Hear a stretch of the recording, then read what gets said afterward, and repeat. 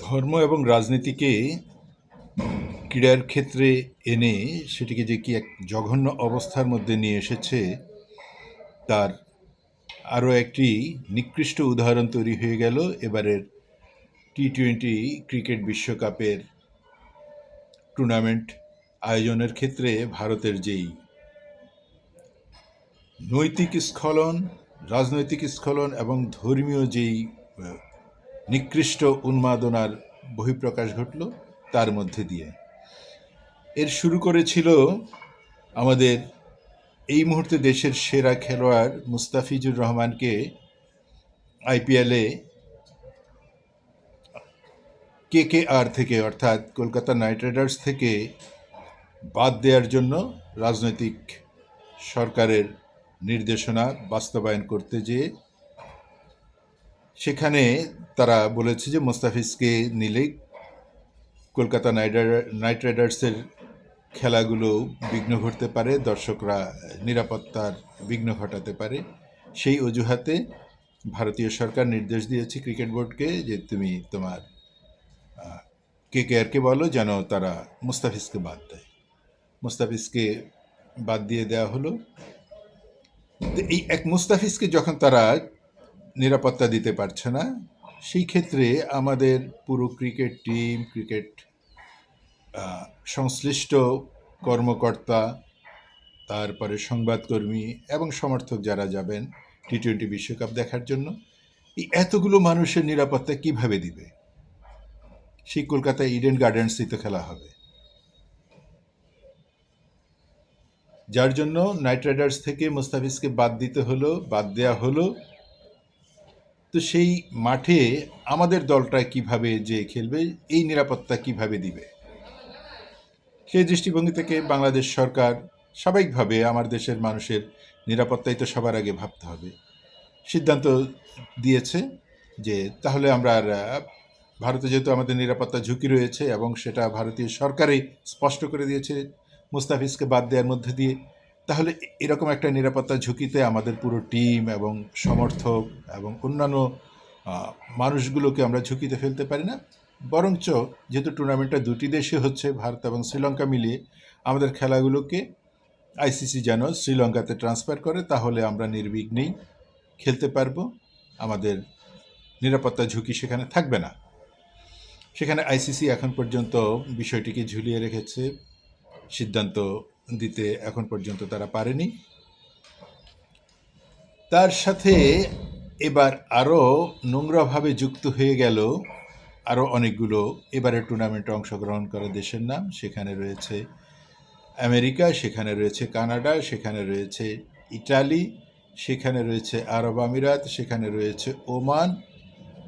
এই যে দেশগুলো, এই দেশগুলোতে প্রধানত ক্রিকেট খেলে আমাদের দক্ষিণ এশিয়া বংশোদ্ভূত মানুষগুলোই ম্যাক্সিমাম, এবং তাদেরকে দিয়েই সেই দেশের জাতীয় দলগুলো গঠিত হয়। তো এটা সারা বিশ্বে সমস্ত ক্রীড়াক্ষেত্রেই রয়েছে। যদি এরকম বিশেষ কোনো বিষয়ে পারদর্শী হয়, সে যে দেশে অবস্থান করছে সেই দেশের সরকার তাকে প্রস্তাব দেয় সসম্মানে সেই দেশের নাগরিকত্ব দিয়ে সেই বিশেষ বিষয়ে, সেই বিশেষ খেলায় পারদর্শী মানুষটিকে খেলাতে সংশ্লিষ্ট করে নেয়, তাদের জাতীয় দলে যুক্ত করে নেয়। ফুটবলে রয়েছে, অ্যাথলেটিকে হরহামেশাই হয়, এবং ক্রিকেটও এটা হচ্ছে, নতুন কিছু না। তো এইসব দেশে যেমন বাংলাদেশের খেলোয়াড়রা কম হলেও ভারতীয় এবং পাকিস্তানিদের এখানে আধিক্য। এই দুই দেশের খেলোয়াড় মিলেই এইসব দেশের ক্রিকেট দলগুলো গঠিত হয়। এই 5টি দেশের এই পর্যন্ত পাওয়া অন্তত 19 জন খেলোয়াড়ের তালিকা পাওয়া গেছে। এই খেলোয়াড়গুলোকে ভারতীয় সরকার, ভারতীয় দূতাবাস ভিসা দিবে না, তাদেরকে ভারতে প্রবেশে, ভারতে এসে খেলার জন্য তারা ভিসা পাবে না। তাহলে এই দেশের খেলোয়াড়গুলোকে বাদ দিয়ে ওই দেশ তাদের দলগুলোকে পাঠাতে পারবে নতুন কোনো খেলোয়াড়কে রিপ্লেস করে? আর বিশেষ করে আরব আমিরাত, ওমান, এই দলগুলোতে বেশি সংখ্যক খেলোয়াড়ই হচ্ছে পাকিস্তানি বংশোদ্ভূত এবং ভারতীয় বংশোদ্ভূত। তো পাকিস্তানি বংশোদ্ভূত যেখানে বেশি খেলোয়াড় থাকবে, সেই এতগুলো খেলোয়াড়কে রিপ্লেস করে এই দলগুলো কি পারবে এই মুহূর্তে টুর্নামেন্টে অংশগ্রহণ করতে?